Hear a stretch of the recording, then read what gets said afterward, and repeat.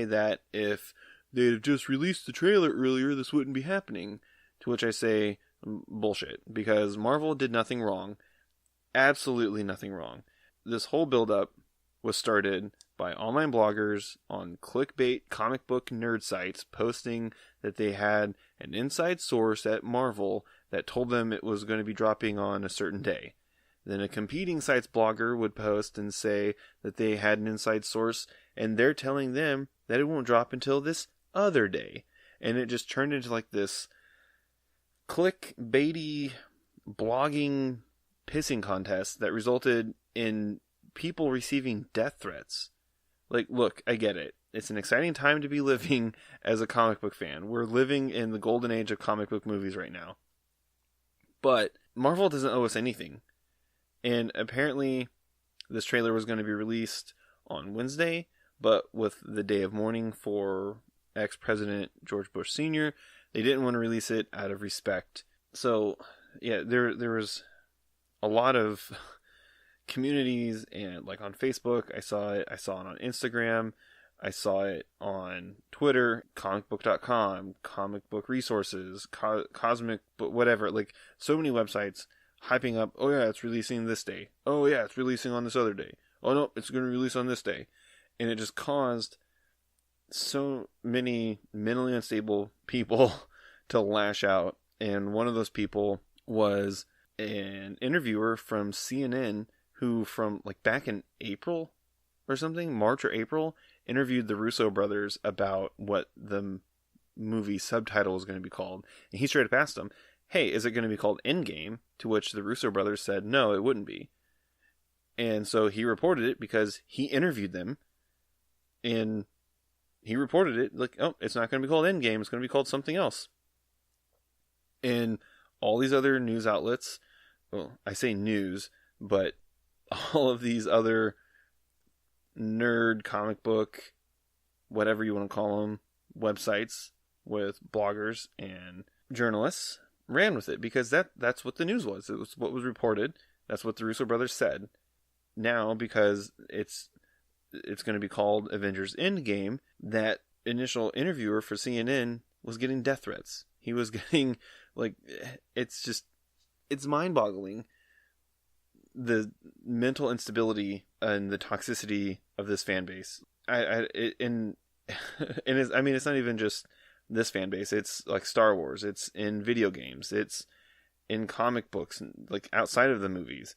It's in books. I mean, George R.R. Martin gets harassed constantly. Patrick Rothfuss gets harassed constantly. It's in tabletop gaming. The cast of Critical Role and stuff get harassed constantly. They just announced an art show where they're showcasing art for their campaigns of Critical Role, and artists who didn't make the cut were harassing them, essentially like, look at my art, isn't this good, why isn't it in your showcase? And it's like, guys, they didn't have to do this. You know, and there's this, oh my god, it's like Twitter is, in social media, is giving these people a voice, and honestly, some of them don't need one. And I know that's like super harsh, but in this internet age, there's some people who just should not have internet access. Period. I know that's not a popular opinion, but that's my opinion.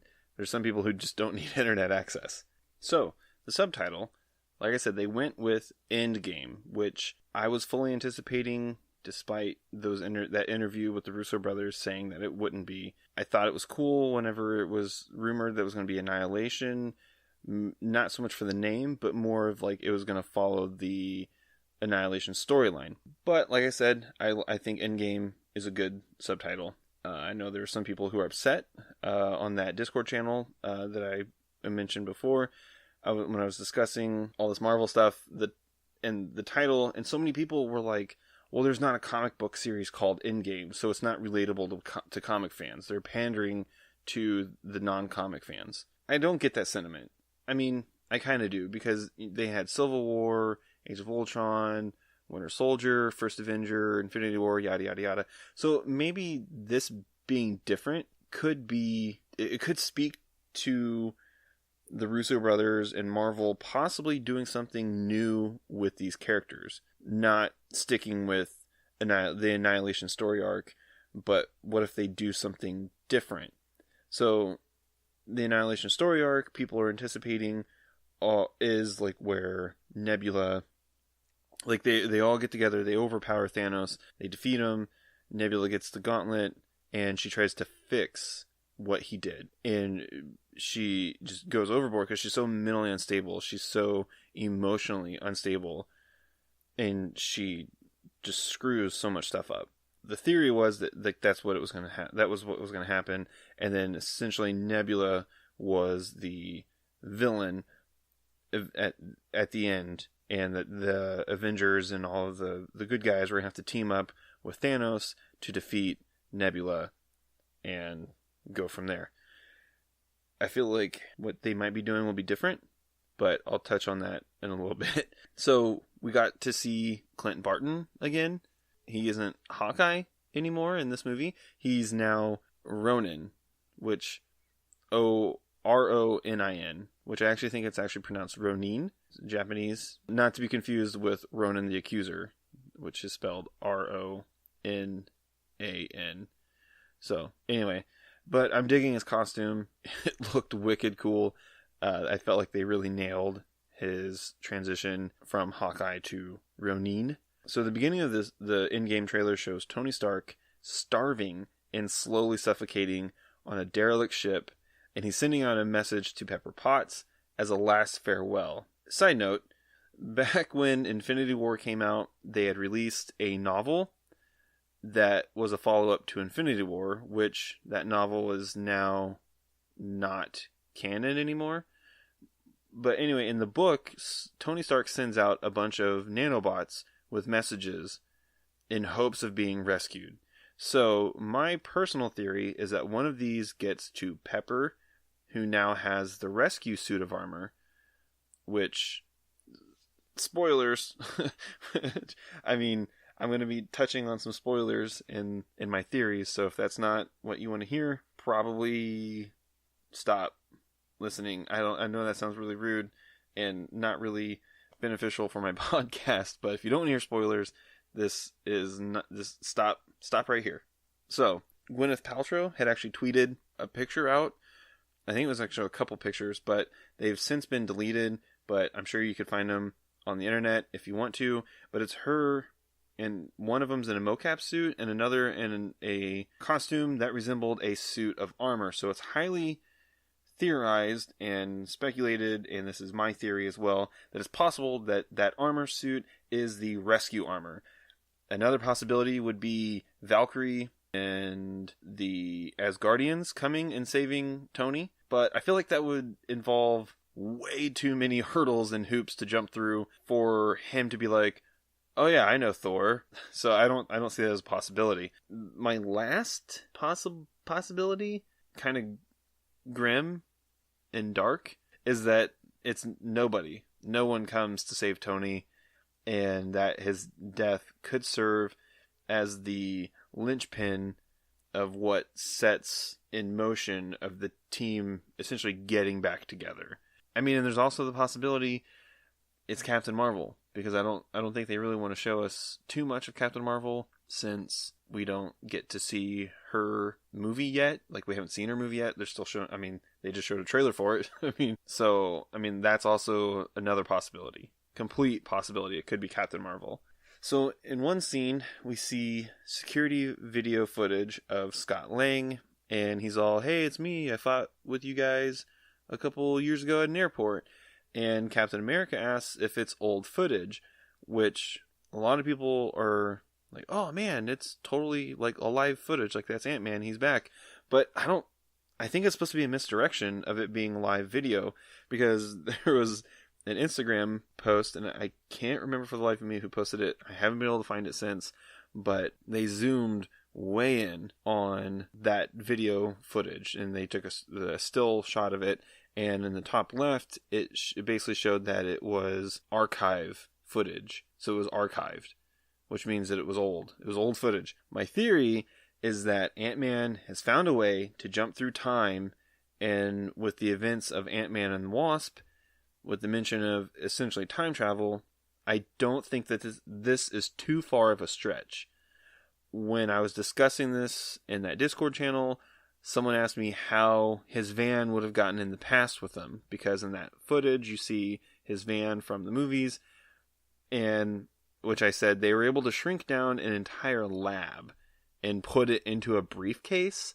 So I don't see how a van would be a problem. You know, he's got those little discs that can shrink or enlarge things. I mean, he could essentially shrink down his van, put it in his pouch, zip through time, and then enlarge it again back to its normal size. I don't see that as a problem, or as like oh, that's a plot hole. It's not. This is like some Supremo spoiler territory, so if you don't want to know any of this, stop here, for sure. Or at least skip ahead like 3 minutes, or a minute, or 2. I don't know. So there have been behind-the-scenes set photos of Captain America in his Avengers 1 costume, and Thor from his Avengers 1 costume. And there was behind-the-scene set photos of Loki being taken away, handcuffed and shackled and all that. The heroes were with Scott Lang, and they all had devices on one of their hands, like on their hand and their wrist, and it looks like time jumping sequence type things. So these devices could potentially help them jump through time, basically. And there was another set photo that was leaked that showed Tony Stark, but he had blonde hair, which leads me to believe, and it kind of alludes to alternate reality rather than your run-of-the-mill time travel. But none of this was seen in the trailer, and I wouldn't put it past Disney and Marvel to film a few things that could get leaked that are just complete red herrings, and they're meant for just absolute misdirection. I would not put it past them at all for something like this as a way of like complete misdirection. I really think the Russo brothers are holding out on some really juicy good stuff for the movie's release. So I'm amped, I'm hyped, and like in that chat that I was in, some people were asking, you know, like, does this change your opinion at all about how you feel about the movie? And I'm like, no, like this, like I'm even more excited because what I thought would be shown wasn't. So I don't know what's going on with it. You know, like there's the possibility that it could be what I'm thinking, but it also could not. Because I mean, I had some theories about some other movies in the MCU, and they turned out completely just nope, not how it was going.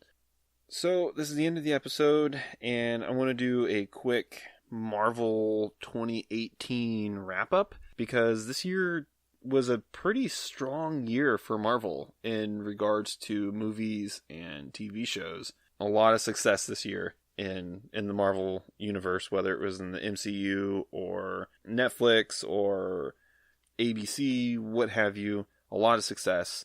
So this year in movies, we saw Black Panther, Infinity War, Ant-Man and the Wasp, Deadpool 2, Venom, and this weekend, opening weekend for Spider-Man Into the Spider-Verse, which is currently, as of today, sitting at 98% on Rotten Tomatoes. And I just want to kind of brag a little bit about this. Even though it's Sony, I think it's awesome that Marvel is finally getting into a theatrical release of their animation, because DC's really done well with their animation, with their feature-length movies, and really hitting pretty hard with it. Like DC's really got it on the animated movies. So I think it's really cool to see a second Marvel animated movie, because I totally count Big Hero 6. It does not get enough credit from comic book movie fans or comic book fans at all. I know it's not exactly how the old comic was, but it's still a really good hero animation movie. I'm super stoked to go see Spider-Man Into the Spider-Verse. I think my son's my son's really stoked to see it. He's really excited because he's a huge fan of Spider-Man Homecoming, and he really enjoyed the first Tobey Maguire Spider-Man. He really liked that a lot. He didn't seem too stoked about the second or third one to watch him, but he really loves Homecoming, and I feel like this would be right up his alley. So I'm hoping I can take him this weekend. If not this weekend, maybe the following weekend. I'm not sure. But for TV shows from Marvel, there was the continuation of Agents of S.H.I.E.L.D. The season technically started in 2017, but majority of it was in 2018, so I'll count it. There was Jessica Jones season 2.